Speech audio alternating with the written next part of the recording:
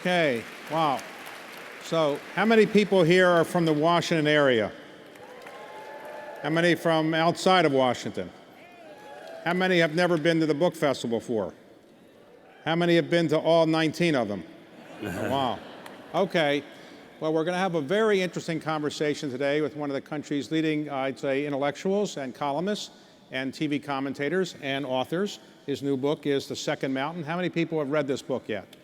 Okay. How many people are going to read it after this is over? Okay. All right. How many people are going to get an autographed copy from David Brooks today? Okay. So David, thanks for doing this. So let's go, before we go into this book, The Second Mountain, which I've read, and I think it's a very good book, we'll go through it. I'd like to go through a little bit about your background. So you grew up in New York? I grew up on the Lower East Side of New York. My parents were somewhat left-wing.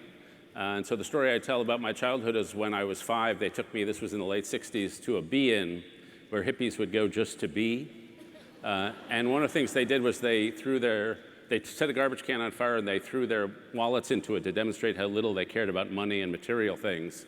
And I was 5 and I saw a $5 bill on fire in the garbage can, so I broke from the crowd, reached into the fire, grabbed the money and ran away. And that was my first step over to the right.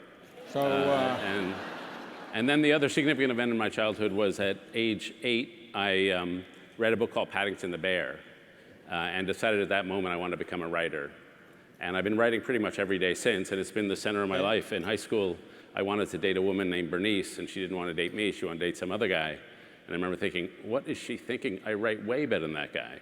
And so that was my value system. So what did your parents do? Were they, other than being hippies, or?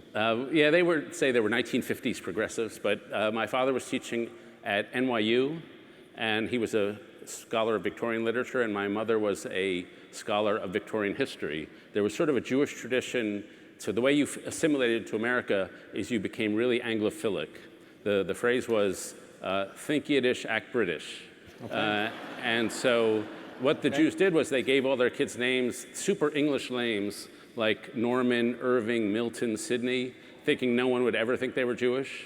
But within 5 years, they were Jewish names, so it didn't work. Okay. So your last name was, is that a Jewish name, Brooks? Brooks was changed during World War I because my original name was Probst, which sounded too German. Okay. So you did well in high school, I presume? Wrong. I was a B- student. I graduated in the lower half of my high school class. How did you get in the University of Chicago? In those days, the University of Chicago admitted 70% of applicants. And I got into Chicago. I went to Chicago because the admissions officers at Columbia, Wesleyan, and Brown decided I should go to the University of Chicago. So you didn't get in? Okay. I didn't get in. All right, so you get to the University of Chicago, and what did you want to study? I really want to study political theory, and Chicago is, in retrospect, Chicago was really the turning point for me because the great culture of that place. The best saying about Chicago is it's a Baptist school where atheist professors teach Jewish students St. Thomas Aquinas. And so I took the Common Core, so I wrote 16 papers on Thucydides, I probably wrote 20 on Hobbes, and we had, in those days, still the professors that were refugees from Germany. And when they taught you these books, they taught you as if they were the keys to the kingdom, that you were going to discover how to live if you studied these books well and read them seriously. There's a saying, if you burn with enthusiasm, people will come for miles to watch you burn. And these professors had that enthusiasm. And so they really introduced us to the great moral ecologies. They taught us to take reading really seriously. And then they taught us how to see, which seeing seems obvious. But if you live in Washington and you're around politics, you know, seeing the world, most of us see the world in a distorted way. Right. And there's a quote from John Ruskin where he says, the older I get, the more I think the most essential thing in life is to see something and say what you saw clearly in a short passage. Millions can talk for those who can think, and millions can think for one who can see. And there's just some authors like Tolstoy or Orwell or C.S. Lewis who just see the world clearly, and I think they disciplined us to try to do that. How did you do at the University of Chicago? I did better there. There's a certain point where you learn to work. Okay. Like, I learned to work. So how did you decide what your career was going to be? Did you know you wanted to be a writer when you graduated? Yeah, I knew I wanted to become a writer, and I sort of knew I wanted to be a popular writer. I didn't want to be an academic because I'm not good at abstract thinking. So you didn't want to go into investment banking or private equity, higher callings than writing? That is a higher calling, but I would have had to have been able to do addition and multiplication, as I understand. Right. So when you were an undergraduate, you met William F. Buckley. How did that change your life? So I was a school columnist for the school paper, and Buckley came to campus, and I wrote a vicious parody of him for being a name-dropping blowhard. It was like, while at Yale, Buckley formed two magazines, one called the National Buckley, one called the Buckley Review, which he merged to form the Buckley. And so it was like a bunch of jokes about that. And he came to campus, and he gave a speech to the student body, and at the end of it, he said, David Brooks, if you're in the audience, I want to give you a job. And that was the big break of my life. Did he give you a job? Sadly, excuse me? He gave you a job. He said, I want to give you a job. And sadly, I was not in the audience. So I was literally out. I had been hired by PBS to debate Milton Friedman on national TV. And you can go on YouTube, and if you type in on YouTube, David Brooks, Milton Friedman, you'll see a 21-year-old got me with big Jufro and these gigantic 1980s glasses that were apparently on loan from the Mount Palomar Lunar Observatory. And basically the show is, I was then a socialist. I argue a point that I'd regurgitated from some textbook. He destroys it in about 6 words. And then the camera lingers on my face as I try to think of something to say. That was the show. All right, so what did you do when you graduated? I worked as a bartender for a year, best job I ever had. And then I covered Chicago politics for something called the City News Bureau and the Chicago Journal. So that was Harold Washington, the first black mayor of Chicago, just come in, and he was in what they called the Council Wars with a guy named Eddie Verdoliak. Okay, then did you get a job with Buckley eventually? So I covered poverty on the South and West Side, and I thought I was seeing a lot of bad social policy that had the unintended consequences of making poverty worse. And that made me a little more conservative, so I called Buckley up and said, is the job still there? And he said yes, so I flew to New York. So you moved to New York and you worked for the National Review? Or? Yeah, and it was a total shock. You forget how Buckley was. He led a lifestyle that was unimaginable. Like you're a kid covering crime in Chicago, and then suddenly you're in this pied-à-terre on Park Avenue, and they put a finger bowl in front of you. And you have like, why is this soup so watery? I mean, it's like... So, but had you been a conservative, or how did you come to the National I think by Review? that time, I remember being happy when Thatcher won. But mostly at Chicago, they assigned me a book called The Reflections on the Revolution in France by Edmund Burke. And at the time, I hated it. I loathed that book. And here was a guy, I wanted to have a revolution. I wanted to create new ideas for myself. And here was a guy says, distrust your reason. So Burke's conservatism is based on epistemological modesty. Epistemology is what we can know, and modesty is modesty. It's the world is a really complicated place. Be careful how you think you can change it. Do it gradually, incrementally, and as Burke says, as if you were operating on your own father. Okay. And so what I saw in Chicago was social change done badly, and it seemed to confirm in me what Burke was saying. And so I wasn't a conservative the way National Review was, but I was suddenly not as progressive as I was. Well, sometimes when you get close to people you idolize, you see their faults. Did you see any faults of William F. Buckley, or did you still idolize him? I have immense admiration for him. I mean, we were talking backstage about his son, Chris Buckley, wrote a book, and it showed some of the dark side of his father, which was there. The ADD, his father couldn't sit still when Christopher graduated from Yale at the commencement, so he left. And so Christopher had to have lunch after his own commencement alone. And that side of Buckley I saw, he couldn't slow down. He simply could not slow down. On the other hand, he asked me questions about everything. He took me to Bach concerts. He took me yachting. He was a surrogate father for 18 months. And what I saw was his awesome capacity for friendship. One of his biographers estimated that he wrote more letters than anybody else in the 20th century, any other American, because he was constantly staying in touch with his friends and endeared to his friends. And the great thing is that conversations at his home were almost never about politics. They were about ideas and literature. He was not primarily a political creature. So how long did you stay at the National Review? I did that for 18 months. And That's it? 18 months. That was short. It seemed long at the time. Okay. And what did you do next? Then I came down here and I began one of two stints as a movie critic, first for the Washington Times, then for the Wall Street Journal. Did you have any background in being a movie critic? Because my social life was so rich in college, I went to the movies every night.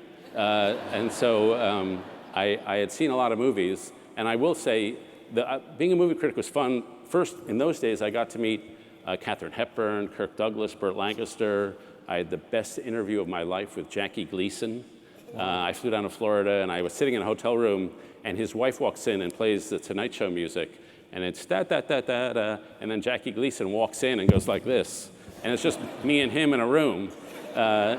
And so he tells me just one hilarious story after another. The one I remember is, he's telling me he's out drinking with Joe DiMaggio at Toots Shores, this bar in New York. And he bets DiMaggio $1,000 that he can race him around the block and beat him. For those who are younger than 40, DiMaggio was a professional athlete. Jackie Gleason weighed approximately 2,000 pounds. So they take off and they run around, and as DiMaggio's turning the corner, he sees Gleason huffing and puffing up to the front door, and he can't believe Gleason beat him. So Gleason says, okay, double or nothing. What's the odds I'm going to beat you twice?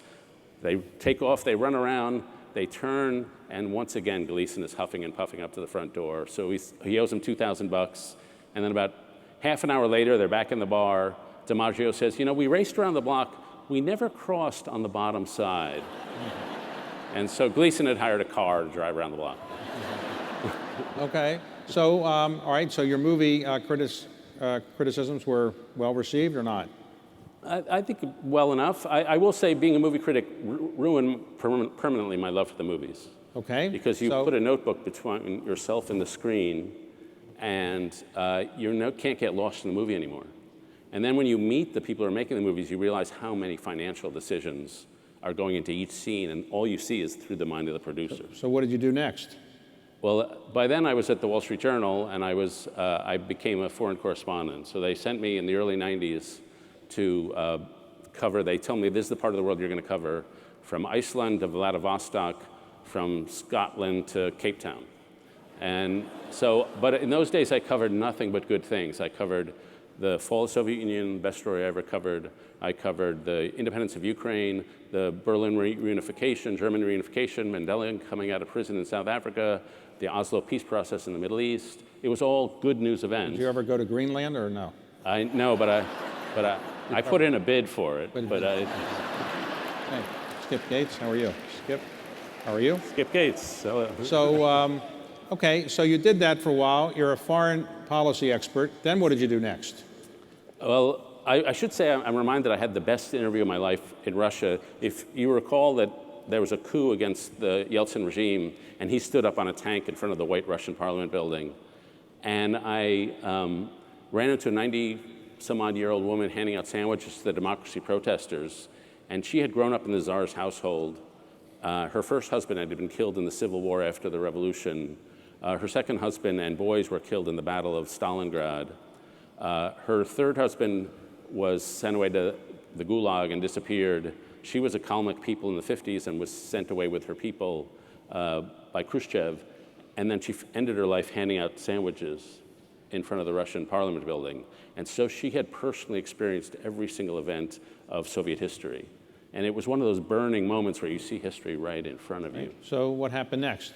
So I came home and I saw that American culture had changed.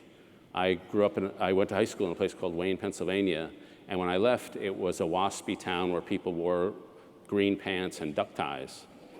And when I came back, it had the first Anthropology, the store Anthropology. Like, I never thought a store named after an academic discipline would come to Wayne, Pennsylvania. And so a new culture had come into being, right, which became the subject of my first book, Bobos in Paradise. All right, so when did you write that? That came out in 2000. And the theme of that book was? Well, Bobos are people who are half bourgeois, half bohemian. They're people with 60s values and 90s money. And so basically, I came home, I looked at the New York Times wedding page, what they call the mergers and acquisitions page. Because it was like Stanford marrying Yale, Goldman marrying McKinsey. I was thinking, you know, you couldn't have a summa cum laude marrying a magna cum laude because the tensions would be too great in that marriage. And so I'd seen the meritocracy come into being, but they wanted to prove they were not money hungry, so they had a code of consumption to prove that they were still authentic progressives. And so, for example, one of the code was you can spend money on it, as much money as you want on any room formerly used by the servants. So the kitchens, you could spend a lot of money on kitchens. And so you had these nuclear reactors, these Aga stoves started shoving up, these nubby fabrics. You had a whole code that I basically made fun of. So when did you begin writing for the New York Times? So I went to work at the Weekly Standard, where our job was to make the Republican Party moderate and reasonable, and that worked. And how many years were you doing that? I was at the Standard for 9 years, where I really began to figure out what I actually thought. And then around 2003, I got a call from Gail Collins, who was editing the editorial page. And I sort of knew she was going to ask me to write a column, so I took the train up, and all the way I was on the way up, I said, no, no, no. Because my best length is 3,000 to 5,000 words. 850 words are not my best length. And so she and Arthur Sulzberger asked the question, and before I was going to say no, I said, has anybody ever said no to the question, do you want to become a New York Times columnist? And they said, no, no one's ever said no to this. And I had a failure of courage, and I said yes. Okay. All right, so what year was that you began? 2003. All right, 2003. And so now you've been writing how often? 16 years, twice a week. And how many columns do you write a week? So I write 2 a week, so that's 100 a year, and it's a lot. The saying, my chief joke about being a conservative columnist at the Times is it's like being the chief rabbi at Mecca. Not a lot of company there. So how long does it take you to write a column? It can be 2.5 hours, and it can be 20 hours. And the length of time I spend working on it has an inverse correlation to how good the column is. But do you ever get writer's block and just call them up and say, I just don't have anything today? No. That's not allowed. That's not the way it works. So like, the famous joke suppose you write something that's 820 words, do you need 30 more? Where do you get the extra 30? Do you always have to fill up exactly 850? I throw in some bilge about character, and no. So were you surprised at the readership that you produced with those columns? How many people now read them? And I assume you're pretty well known as a result of those columns? I don't know. I will say the joke columnists tell about their job is it's like being married to a nymphomaniac. It seems good for the first 2 weeks, but you got to keep producing. But I actually, the first 6 months on the job were the hardest professional months of my life. Do you ever actually spend time with the other columnists or people in the New York Times, or you just write them at home and send them in? Weirdly, we're always on the road. So I'm here in the DC bureau, and the 2 other columnists here, or 3 other now, are Maureen Dowd, Tom Friedman, and David Leonhardt. And we're just on the road so much that I like them all. We get along. We just don't see each But other. you ever have trouble coming up with an idea for a column, or you always have plenty of those? I have desperate trouble. So like I used to think like it's just sheer desperation. I used to think, well, if I got hit by a bus and I lived, I could get a column out of that. And so that my only desires now is for column ideas. So like I remember fantasizing about winning the lottery, but it was not the money. It was, oh, I could get a column out of that. And so it's the thing uppermost on my mind all the time. When did the PBS series start? When NewsHour? The NewsHour started in 2001, Okay. and with So how frequently do you do that? that's every Friday, and with Mark Shields, Mark Shields and then Jim Lehrer, two of the most wonderful men I know. But every Friday you have to show up in Washington or wherever, so you can't be anywhere else in Washington or Right, Washington and so on it does pin me down because I'm here every Friday. We wanted to call it, the segment is called Shields and Brooks. We wanted to call it Brooke Shields. That would have been better, but I didn't go for that. And my great observation about the NewsHour, it's something I'm intensely proud to be a part of. But we have a certain demographic who is our core demographic, which we call seasoned youth. And so if a 98-year-old lady comes up to me in the airport, I know what she's going to say. I don't watch your show, but my mother loves it. Right. And so we are doing well with the older folks. So you're supposed to be the conservative on that, and is that a fair column characterization of your views? I'm supposed to be, but frankly, over the years, it's been a struggle. Do I still call myself a conservative? And I think now I just call myself a moderate. I have not left Edmund Burke, but the way the political worlds have shifted, it's more accurate to say I'm a moderate and someone who's politically homeless. Now that you're well known for your TV show and also the column, do your high school friends call you up and now say, I really knew you were going to be successful, or people calling you who didn't call you before? I dated a lot of people's sisters, and in all cases, these were women who would have had nothing to do with me. But I would say, no, my core childhood experience was I went to the same summer camp for 15 years. And so that was my childhood.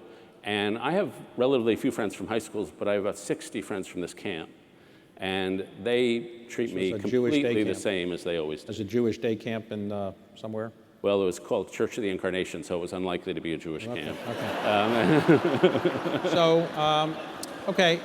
So let's talk about your second book. What was your second book? That was called On Paradise Drive, and that was a post-9/11 book, an attempt to write a book capturing the spirit of America and how it showed out in everyday life. And in the middle of that book, I saw a quote from Jacques Barzin that said, every book is possible to write except a book about the spirit of America. And I was like, oh, damn, he's right. But basically, I went out to the exurbs for people who live in the DC area. I spent a lot of time in Germantown or in Springfield or in Loudoun County. And I thought these were the fast-growing places at that time. And I wanted to show how the spirit of America of energy and movement and bigness and excess and really a utopian longing for some paradise was behind a lot of the moves. And so I wrote about big box malls. And they would all have the suburban theme restaurants on the highway which if they merged would be called Chili's, Olive Garden, Hard Rock Outback Cantina, all these restaurants. And I was sort of obsessed with this part of America that nobody else is writing about. So some of your columnists, the New York Times co-columnists, they take time off to write a book. Do you take time off to write a book, or how do you do that? I've done that twice, and both times I've learned, and Gail Collins told me this, it did not accelerate the writing of the book, but it made you spend a lot more time with your garden, anything other than writing. So how long does it take you to write a book?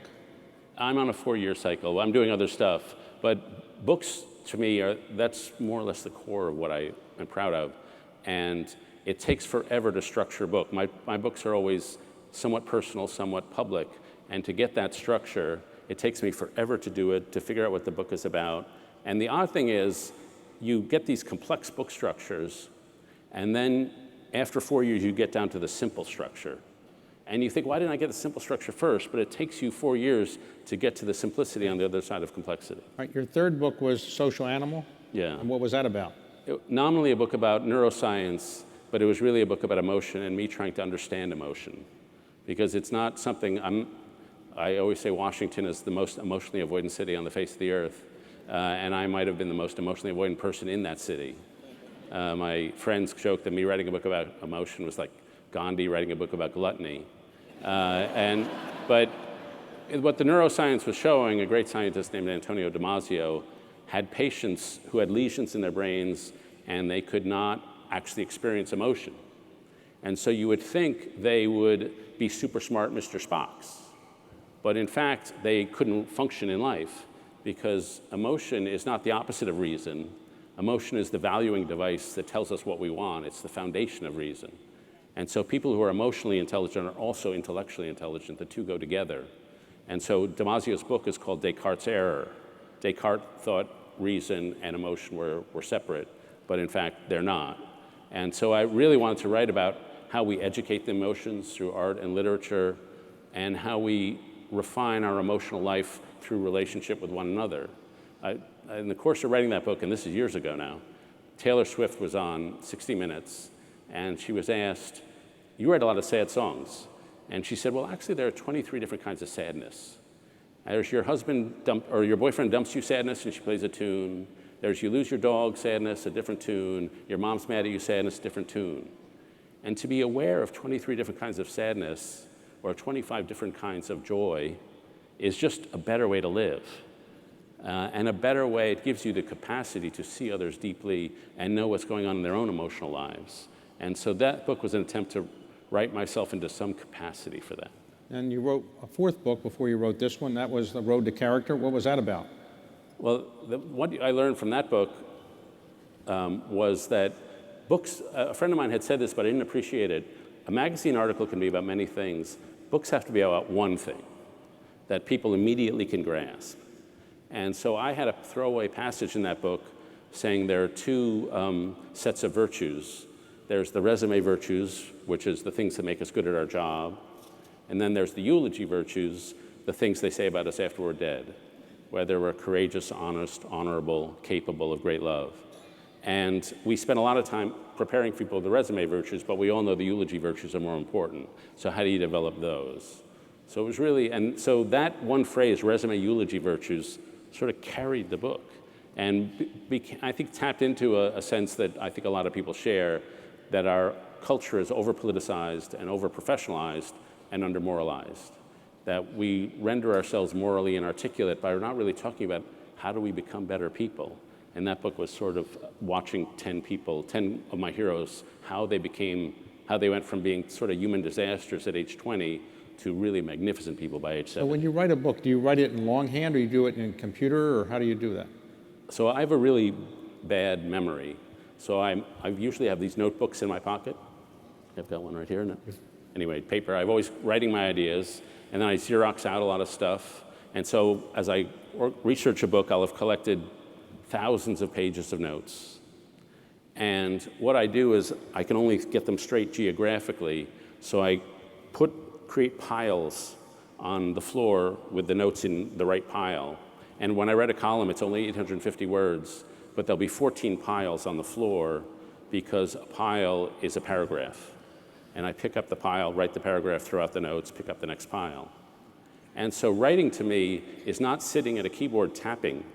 It's crawling around on the floor of my living room, organizing my piles. So, but you do write it on a computer eventually? Well, I tell my students, by the time you sit and put it on the computer, your paper should be 80% done. Because writing is about traffic management. It's about structure and organization. And if you don't get the structure right, it won't flow. And so getting that structure right, and then the process of organizing the piles is the process of creativity. Sparks start coming. Some people who are writers, they like to say, I'll write a certain amount a day. If I get that amount done, I do something else. Do you do that way, or do you write until you get tired? Not as crazy as some writers. Like Trollope is a very depressing writer to read about because he wrote 250 words every 15 minutes, 2,500 words every day. And if you finished a novel before his 2,500 words, he just started another novel. And that's just machine-like.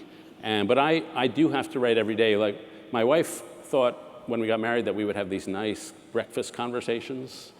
But I cannot talk to other people until I've written my 800 or 1,000 words. Nice. So we all have our routines. Two routines I really like. I think it was Toni Morrison. She had a hotel room in her town where she kept a typewriter, a desk, brandy, and a Bible. And she went there every day, did her thing. John Cheever, had an apartment in New York, and he would get up, put on his only suit and tie, ride the elevator down to the basement of his building where he had an office. He would take off his suit and a tie. He was right in his boxers until 12:30. Then he'd put on the suit and tie, ride back up, and make himself lunch. And so the rule is the more creative the endeavor, the more disciplined the work structure has to be. Okay, let's talk about your fifth book, The Second Mountain. So presumably there's a first mountain. What's the first mountain? The narrative device in this book is we get out of college and we think we want to establish identity, we want to establish a career, we want to play the game of the meritocracy. And so we launch off. And sometimes we succeed and find it unsatisfying. Sometimes we fail. Sometimes a bad thing happens that wasn't part of the original plan, a cancer scare or the loss of a child or something terrible. And suddenly you're in the valley. And when you're in the valley, you realize that the desires of the ego, which propelled you up the first mountain, were pretty unsatisfying. And then you're ready for a bigger, larger life, which is not about building up the ego, but descending into yourself, into your heart and soul, and then you're not acquiring, you're contributing. And it's really a shift from one consciousness, which is from the consciousness our culture requires, to a countercultural. So you were racing up the first mountain for part of your life, you would say? Yeah, and I achieved so far beyond my dreams that I never, it was crazy. But I remember, I think 4 of my books have been bestsellers, and each time I get the call, I'm surprised by how flat it is. It's a nothing. And I'm the poster child for career success doesn't make you happy. And so we're part of the meritocracy that tells us lies. The first lie is that career success makes you happy. The second lie is that you can make yourself happy. If you just get better, it's yoga or a little thinner. But when you talk to people at the end of their lives, it's not the time they were self-sufficient that they were happy, it's the time they were utterly unself-sufficient and completely dependent upon others. Another lie of the meritocracy is that life is an individual journey. We give our kids these books, Oh, the Places You'll Go, this Dr. Seuss book, and it's about a kid graduating from school, all alone, going on a path to success. No friends, no family. And I ran to a sociologist who said she gives this book to her kids who are immigrants here, and they hate the book because it doesn't reflect life as they know it, which was studied with relationships. And then another lie of our culture is, and this is really a pernicious lie if you really want to screw up your society, is that people who've achieved more are somehow worth a little more than everybody else. And we pretend we don't tell this lie, but we really do in our actions. Okay, so the second mountain is the concern about community and other kinds of things like that? It's more a fall, I'll tell it in my own way, in my own life. So around 2013, my life sort of crashed in on myself. Not the column, but my kids had left home or were leaving home. My marriage had ended. I had most of my friendships in the conservative movement, and I wasn't a conservative anymore, so I lost a lot of that. And so all of a sudden, I'm living in an apartment on Wisconsin Avenue and Newark Street, and I'm all alone. And I had weekday friends. I had guys men and women I could take to lunch and talk politics, but I didn't have weekend friends. And my weekends were these vast expanses of silence where I would go on runs and I go on the best shape of my life. But the symbol of that period for me is in my kitchen. I wasn't entertaining, nobody was coming over. When you open the drawer where there should have been, of my kitchen, where there should have been forks and silverware, there was just Post-it notes, because I was working all the time. And where there should have been plates, there was just stationery. And like any idiot, I tried to avoid an emotional and spiritual crisis by working through it.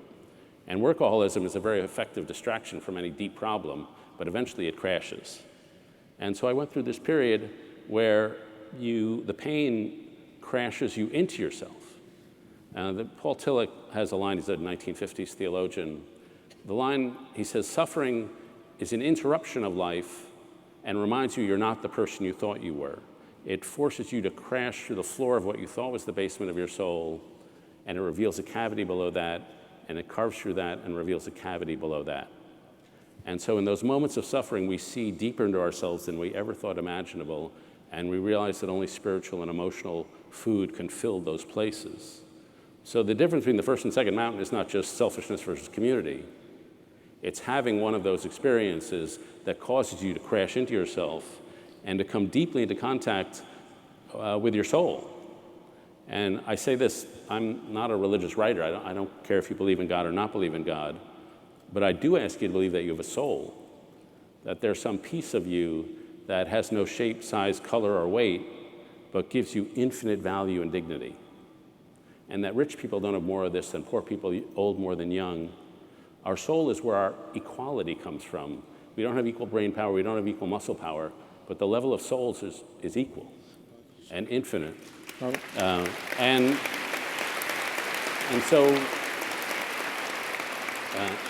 what the soul does is it yearns for goodness. We all want to lead good lives. So you're in this period of time, and how did you get to the second mountain? What did you do that got you up the second mountain? Well, I learned a few things. First thing I learned is that freedom sucks. I had total freedom. I had the income of a 52-year-old and the open options of a 22-year-old. And all my married friends were projecting their fantasies onto me. Oh, you should go out swinging, yeah, it'd be great. And I learned freedom sucks. And then the second thing I learned is you can't solve your problem on the same level of consciousness at which you created it, which is an Einstein teaching. And then the third thing I learned was that you can't pull yourself out of the valley. Somebody has to reach down and pull you out. And so I got a very lucky invitation in 2015 to go over to a house of a couple named Kathy and David who live in Crestwood up 17th Street.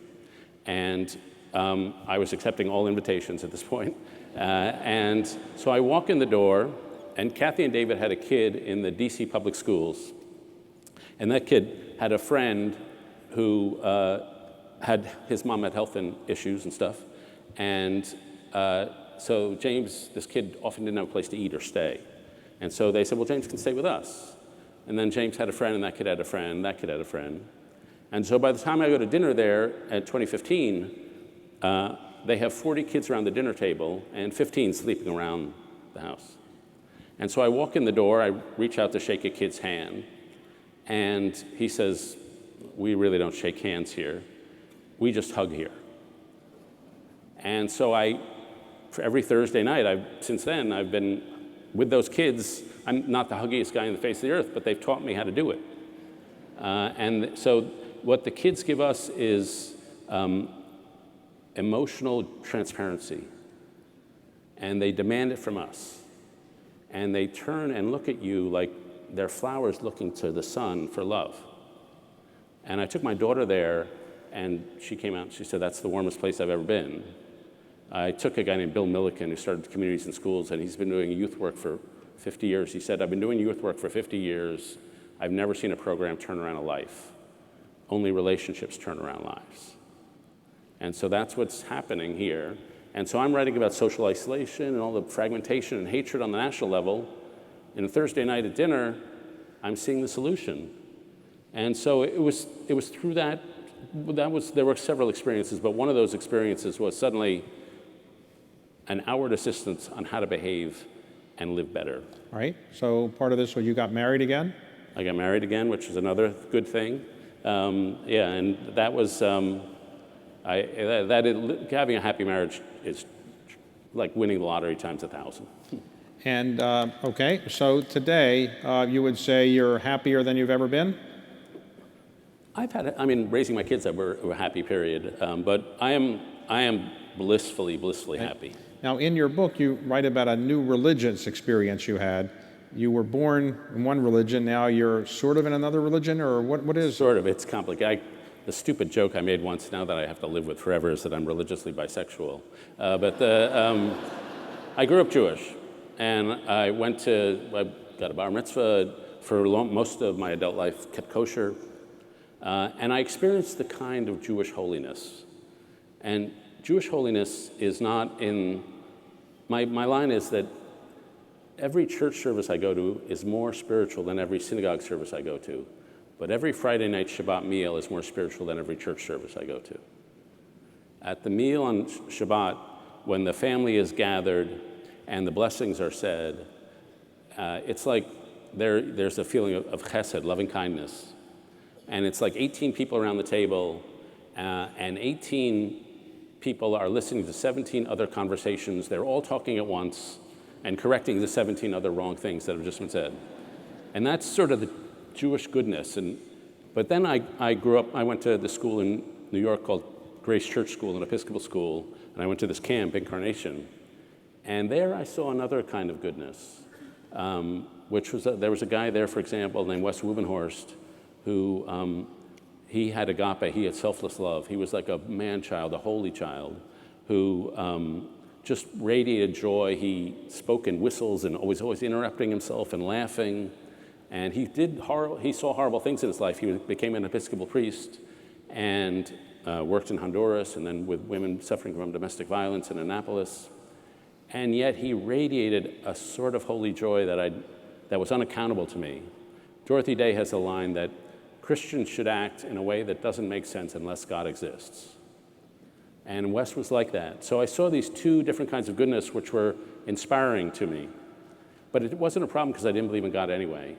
So it was just like two things. But then over the course of a number of years, as a friend of mine says, reality overflew the categories I had to understand it. You have certain moments of transcendence. You have certain moments, as I described earlier, where you become aware of other people's souls. And if you're a journalist, you're writing stories about people. It can't just be about a bag of genetic material.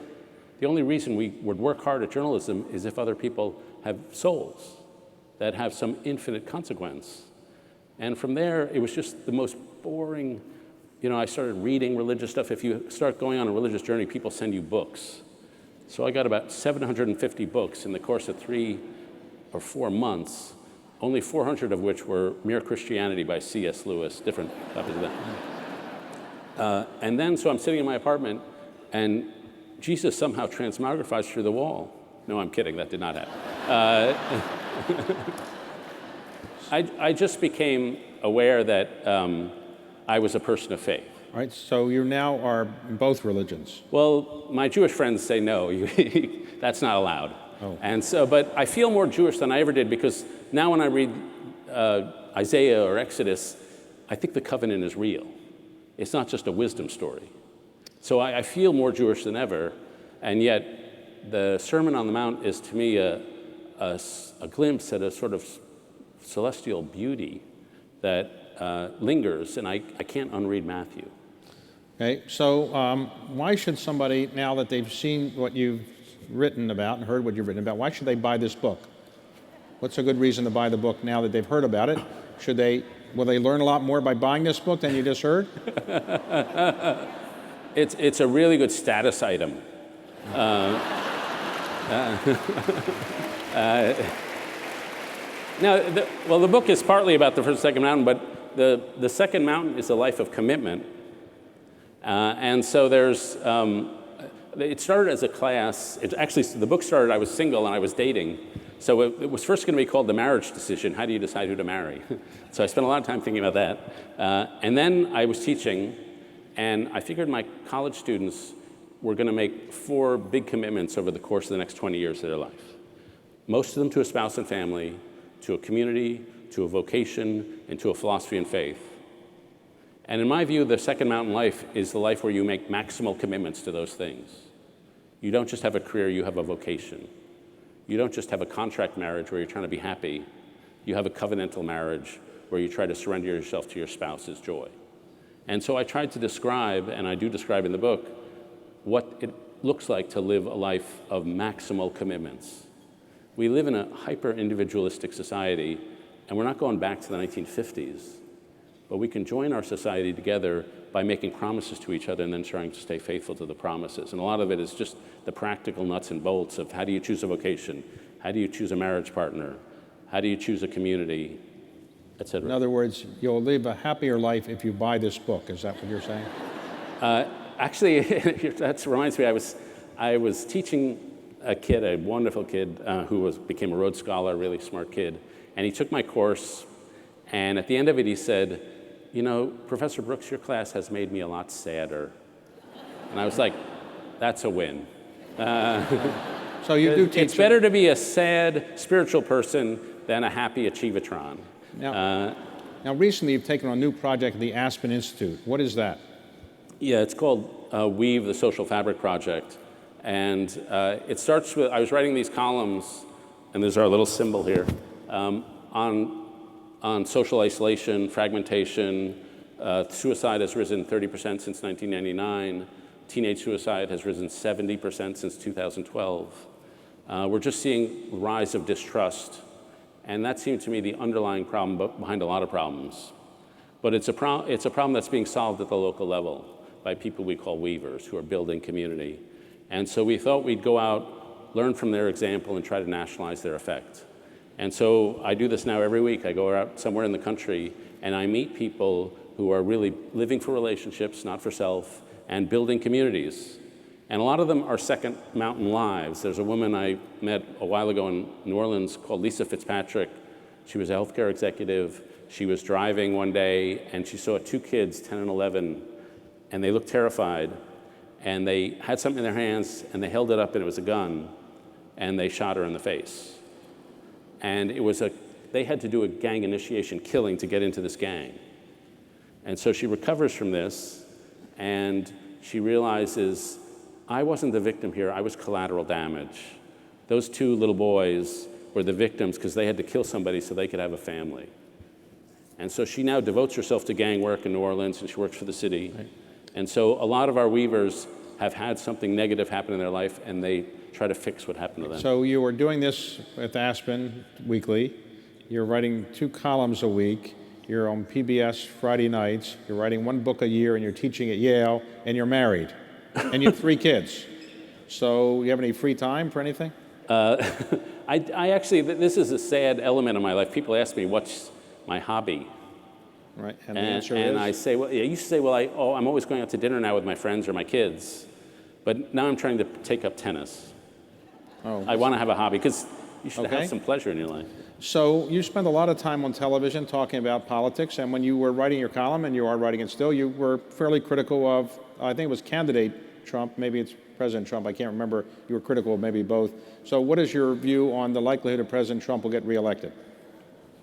I have actually a cheerier view than a lot of my Democratic friends.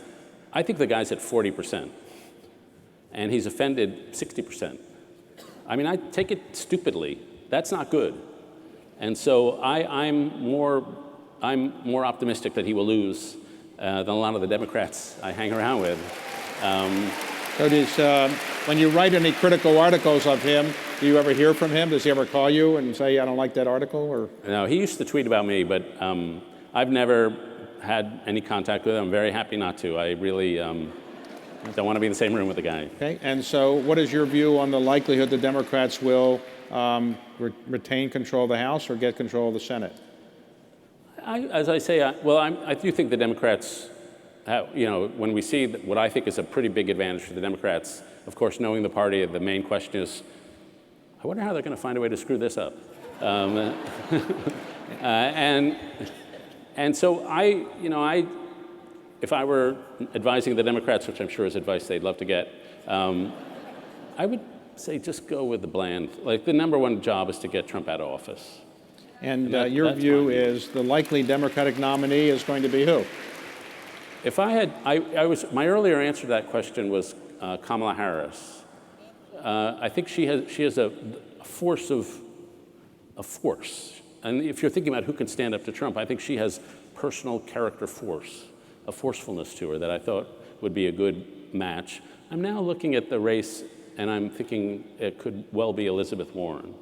And I must say, I don't know her well, but I've spent some time with her, and I've never got the likability charge. I find her very warm. I mean, I like law professors, granted, but if you looked at what she's done over the last 3 or 4 months, she's steadily climbed up the ranks, and she's now got a higher favorability rating than any other Democrat. And she's taken 45,000 selfies. So that's like retail politics. And so I'm very, when you're covering a campaign like this, you're like a scout scouting a baseball pitcher. Who's got good stuff? And I would say in substance, I don't agree with it, but just as a candidate, I think she's a strong candidate. I have to say I've known Biden for a long time, and I love it. I think he's a very lovely man. But you don't think he will get the nomination, or you No, I mean, I'm very impressed by his strength. I thought it may fade, but that he has a real strength of support. And so those are the three that I think are most likely. Okay, and so as you look back on what you've done with your life today, how old are you now? I turned 58 a couple days ago. All right, well, that's a teenager to me. So you're 58 years old. So at 58, what would you say you're most proud of that you have achieved? I mean, anybody is going to say your kids. Well, when did you get past that? Well, I think I wrote a book on humility, so I should talk about how great I am. I would say it's continually being on the move and trying to continually learn more. I just wrote about a book coming out next week by General Jim Mattis called Call Sign Chaos. And he's a guy who just keeps going to learn more to be a better Marine. And he did that his whole life. He's got a great quote germane to this festival where he says, if you haven't read hundreds of books, you're illiterate because your own private experience is not enough to get you through life. Did your parents live to see your success, your professional success? Yeah, my father's still alive. My mom died about 2.5 years ago. When my mom died, I lost my toughest critic. I would send her my book manuscripts, and she was like, "This is garbage" on the top of the page. It was like, my mom was blunt and direct. So I missed her for editing this book, but my emotional stability is a little. And your father, is he? My father is still alive and doing great, and he's right now up in the botanical gardens of Bronx in New York and the old homestead. And your children, are they writers as well? No, they go their own way. My daughter walked into a hockey rink at age 5 and suddenly fell at home. They're like I mentioned that I discovered I wanted to become a writer at 7. I call these the annunciation moments, the moments early in life that prefigure a lot of what's going to happen. And so she walked into a hockey rink up in Rockville and felt at home. And she now teaches hockey for the Anaheim Ducks out in California. And hockey and life. And your other children, what are they doing? My youngest is a college student at the New School, 200 feet from where I went to elementary school. And my oldest, who was a boy, grew up here and then went to college and then served in the Israeli army for nearly 3 years. And now he's back. He decided he liked protecting people, so he's going to go into law enforcement. So the message that you would like to leave all these people with today is what? What was the main message you'd like to convey to people, not just about your book, but about life? What was the message that you would like to convey to this audience? Yeah, the one distinction I found useful, and it's in the book, is the distinction between happiness and joy. And that happiness is about self-expansion. We feel happy when we taste a good meal, when we win a promotion, when our team wins the Super Bowl, when we feel bigger. Joy is when you erase the self, when you're involved in some moment so delicious that your sense of your own self fades away. And so, for example, I'll just tell 2 stories. The first is me. I'm driving home from the NewsHour when my kids were little, and I drive into home in Bethesda, and so I pull into the side of the house, and I see into the backyard, and my kids, who were then like 12, 9, and 4, were playing with a little ball. And they were kicking it up in there and racing across the yard to get it, and they were falling all over each other, and they were tickling each other and giggling and laughing. It was just a scene of perfect family happiness. And it was the summer sun coming through the trees. For some reason, my lawn looked perfect. And it was one of those moments where reality just spills outside its boundaries, and I just stared at it through the windshield and just was enveloped by joy that was better than anything I felt at work and which I knew I could never have deserved. And we parents have all had that. And there are moments where you're overawed by the way the universe has blessed you. And that's joy. You're not thinking about yourself at all. You've dissolved. And I have a friend named Chris Wyman, who's a poet who teaches with me at Yale. And when you talk about Chris, about his early life, he's often in different cities because there's a woman there. So like, why'd you live in Buffalo? Oh, there was a woman there. And so he was living in Prague because there was a woman there. And he was writing his poetry on the kitchen table, and a falcon landed on the windowsill. And he was turned to it, the falcon was scanning the street, and he was just struck by the beauty of the bird. And he calls to his girlfriend who's taking a shower, and he says to her, come here, you gotta see this. So she runs out of the shower, and she's standing there dripping wet, and they're just looking at this bird. And the falcon turns its head and locks eyes with Wyman. And when Wyman says as he looked into those birds' eyes, it was like he felt something crumble inside, like looking into centuries. It was like those experiences we feel in nature where we are just lost in it. And his girlfriend knew the power of the moment, and she said, make a wish. And he wrote a poem about it later, and one of the stanzas is, and I wished, and I wished, and I wished, and I wished that the moment would not end. And just like that, it vanished. But those are these elusive moments of joy that we experience, and it's not about the self and it's not about the ego, it's about surrender. And then there are some people we meet, I meet them with some regularity, where joy is not a moment, it's just an outlook. They just radiate joy all the time. I work through Weave with Yo-Yo Ma. That guy just radiates joy all the time. Every human being, it's like this is the first human being he's ever met. Oh my God, these creatures are amazing. It's like, and here I was at a panel or a luncheon at a think tank, and I sat next to the Dalai Lama. And that guy just, he didn't say anything very profound, which was a disappointment to me. But he just laughed all the time and just radiated a joy that comes from decades of spiritual work. You said in your book that he laughed and you didn't know why, but you were laughing just to make him feel good. I wanted to be polite. But so that orientation, if you point toward happiness, that's good. I'm all for happiness. But if you point toward joy, you'll be heading in the right direction. Well, I want to thank you for a very interesting and emotional conversation. I'm sorry this moment has to end, but thank you, David, and I assume you're signing books somewhere. I am. All right, thanks very much. Thank you.